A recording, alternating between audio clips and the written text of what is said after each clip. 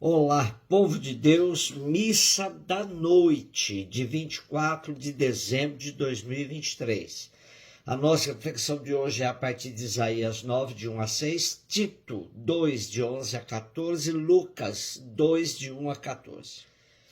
Século VIII a.C., ano 732, o reino do norte, cuja capital é Samaria, está prestes a cair definitivamente nas mãos dos assírios, o que acontecerá de fato em 722.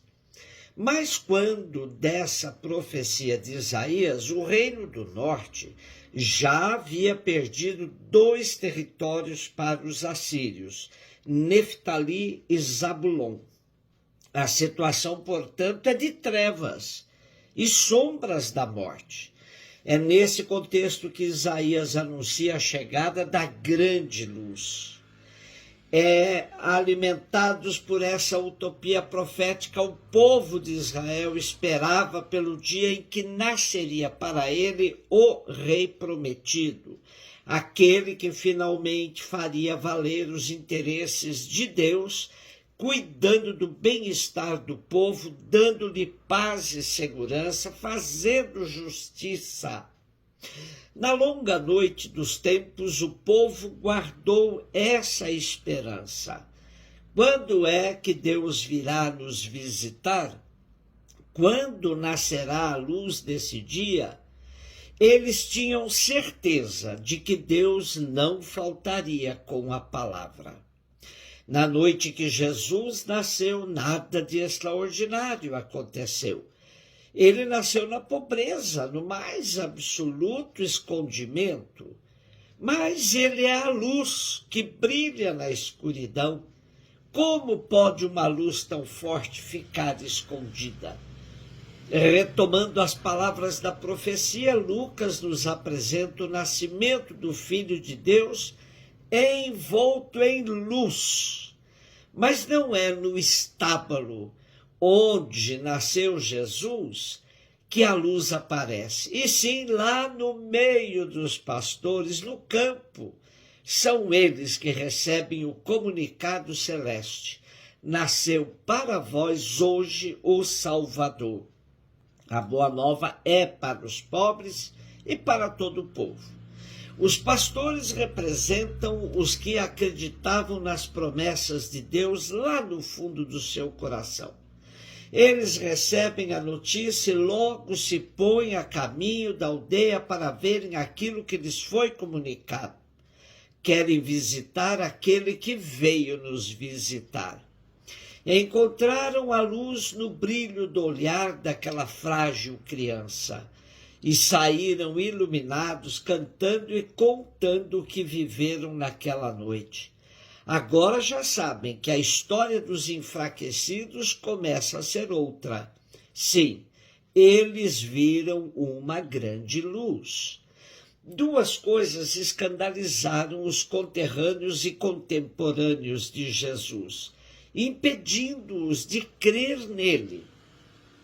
O fato de, sendo homem, declarar-se filho de Deus, e o fato de, sendo pobre, declarar-se Messias. A humanidade e a origem humilde de Jesus foram, mais de uma vez, graves empecilhos para se acreditar nele. A companhia dos pobres, estrupiados, prostitutas, doentes, marginalizados de toda espécie, junto a Jesus, causou desdém, controvérsia e também ciúme por parte das autoridades.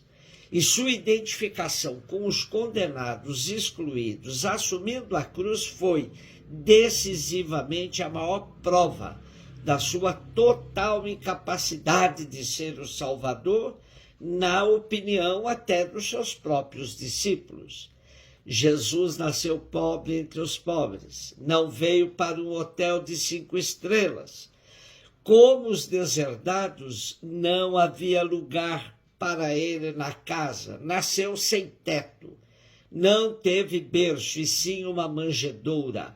Seus primeiros visitantes foram os pobres pastores. Na sua apresentação no templo, seus pais ofereceram o sacrifício dos pobres, 2 rolas ou 2 pombinhos. É no meio dos pobres que ele encontra acolhida. É do meio dos simples e humildes que ele vem ao nosso encontro. É para os pequenos e excluídos que ele proclama a boa nova do reino do Pai. A casa dos pobres é a casa de Deus. Tito, companheiro muito próximo do apóstolo Paulo, filho de pagãos, membro da comunidade de Antioquia, Paulo o considerava como um filho seu na fé. Foi encarregado por Paulo para dar prosseguimento à missão junto a diversas comunidades, estruturando-as e organizando-as. Embora as chamadas cartas pastorais, 1ª e 2ª Timóteo e a carta a Tito, sejam atribuídas a Paulo, o mais provável é que algum discípulo seu as escreveu no estilo de testamento espiritual. Tito recebeu as instruções que constam desta carta, quando estava em Creta como episcopo, supervisor, e aí nesta comunidade consta que morreu. O trecho de hoje nos põe em contato com as ideias principais que circulavam nas comunidades cristãs em torno de quem é Cristo e como devem segui-lo os que a ele aderiram. Cristo é o nosso grande Deus e Salvador, aquele que se entregou por nós, resgatando-nos de toda maldade. O resgate é o preço pago para se reaver um escravo. Com isso, Jesus nos fez um povo purificado para vivermos para Ele. Os cristãos que aderiram ao Cristo precisam cultivar as qualidades do equilíbrio, da justiça, da piedade, em vista da grande esperança que deve ser a marca registrada do cristão. No Natal, celebramos como os pastores o nascimento dessa grande luz. De certo modo, nos sentimos nesta noite, como em Belém, extasiados pela luz do menino Deus.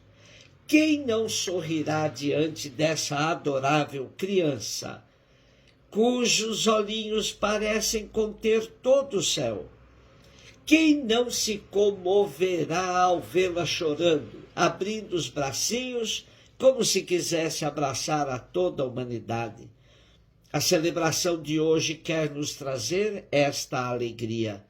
Deus veio se hospedar conosco na pessoa do Filho de Maria e de José.